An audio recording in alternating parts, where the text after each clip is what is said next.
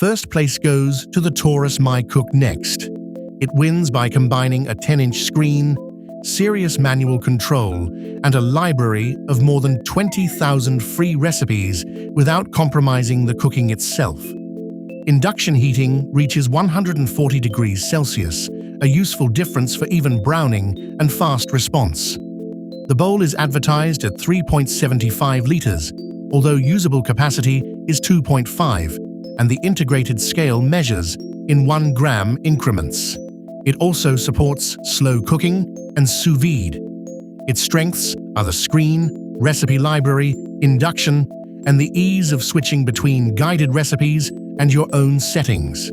Its drawbacks are the price, the lack of reverse rotation, and the need to use the mixing paddle when you want to stir without cutting. The full community catalogue also needs an internet connection, and the scale may take time to settle when liquids are added.